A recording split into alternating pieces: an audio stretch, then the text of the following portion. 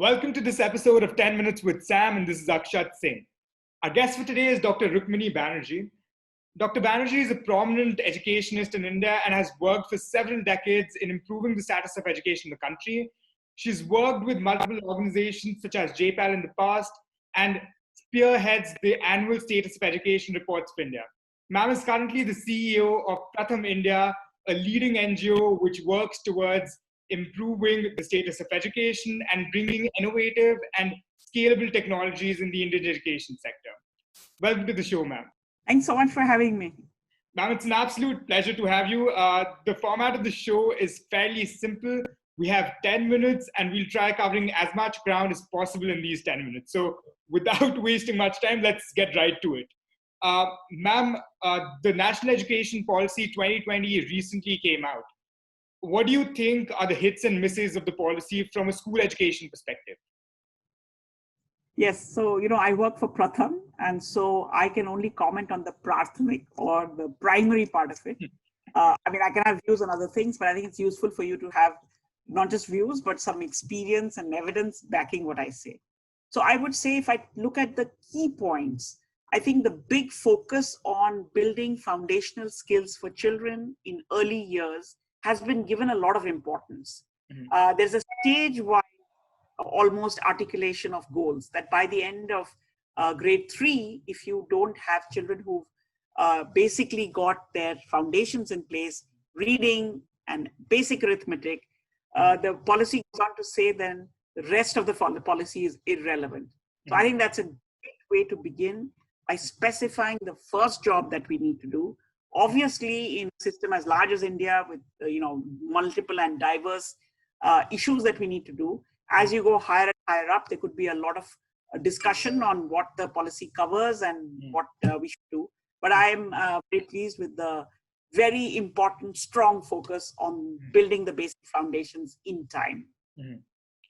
Absolutely, ma'am. That makes a lot of sense. And you say that grade 3 is really important because we see that if by then children do not have a solid foundation, the rest of the matter that is being built in it is also on very shaky grounds. And one of the very interesting features of the NEP in that respect is the shift from 10+2 to 5+3+3+4. And it has been in discussion since the policy has been launched. How do you think this particularly affects the development of education, especially at a primary stage? I think there are several key points, and I'm hopeful that this structural change will actually lead to some real and meaningful change. So the first thing is that by putting this age group 3 to 8 in a continuum, so the first block 5 is actually starting at 3 and ending at 8, and I think roughly corresponding to the first 2 years of school and the 2 years or 3 years previous to entering grade 1. And looking at it as a continuum, I think is a very, very important strategic shift. We've always said early childhood is important, but looking at this as a continuum of provision, continuum of approach, continuum of expectations, continuum of teaching, learning philosophies, I think what has been thought of, I think is very sound. Of course, these two straddle two different ministries. There is a Ministry of Education and there's a Women and Child Welfare. But the child is the same. The child lives in the same family. We don't have two ministries at home dealing with the health and education on one part and education on the other. So I think it takes that approach.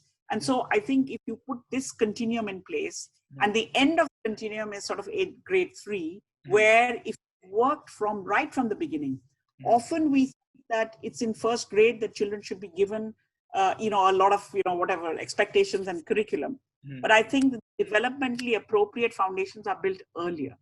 And so if we are able to really treat this as a continuum, work towards, use the developmentally appropriate playway methods that are used for younger grades, bring them up into the grades 1 and 2, then I think we have a good chance of building this stage-wise goal and reaching it by grade 3.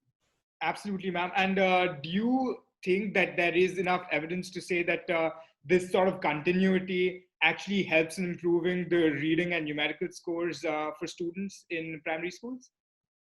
So we did, as ASER 2019 was focused on this age 4 to 8, not 3 to 8, but 4 to 8. And I think it provides that and a couple of other studies that have been done in India. Another longitudinal study that ASER Center and Ambedkar University was involved in shows very clearly that if cognitive abilities are developed early, how to deal with shapes, can you do patterns, you know how to do jigsaw puzzles, a lot of things that often Indian parents think of as play rather than as learning. If these kinds of cognitive abilities, pre-math, pre-language abilities are in place, it serves you really well later, both for your all-round development as well as for whatever you're going to do in school. So having these in place well in advance, having families on board, having schools on board and teachers on board on moving along this progression, I think will be a much needed shift.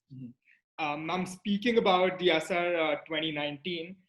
There was a very interesting observation made in the report about the gendered nature of enrollment in government schools versus private schools. ASER pointed out that while women tend to be enrolled, while girls tend to be enrolled in government schools, boys see a higher enrollment in private schools. Do you think that the National Education Policy 2020 tries to deal with this gendered nature of enrollment in schools? And my second question as a follow-up to that is, do you see that this policy is trying to move from a place where enrollment was the primary focus of the government to a place where education and actual engagement is the purpose of the government? So I definitely think, answer to your second question first, there is a distinct focus on learning. So if you think of schooling and learning together forming education, until now, in a lot of the economics literature or education literature, years of schooling was taken as the proxy for education. But I think a lot of work done in the last 10, 15 years shows that you may have years of schooling, which could be, let's say you have 8 years of schooling, but a child in 8th standard in India could only have maybe 5 years of learning. The World Bank these days is using a term called learning adjusted years of schooling. And what you'd really like is an 8th standard kid, an 8th grade kid to have 8 years of learning, whatever it is that you think can be achieved in 8 years. Coming back to your first question, I think that you begin to see these differences, particularly in enrollment patterns, even at a young age, with more girls being enrolled in government schools and boys being enrolled in private schools. But as you get older, you begin to see some distinct differences in learning levels as well. So we have a report, the ASER 2017, which looks at the age group 14 to 18. And in 14 to 18, when you're looking at skills which I would call beyond basics, the ability to do everyday calculations, the ability to calculate or to read something and comprehend in a sensible way, you see that the differences between boys and girls are increasing. So I think that whether it's the new education policy, whether it's our implementation patterns, we must keep an eye on this. And especially with COVID having happened, there is a worry that the gains that have been made for girls' education might go back.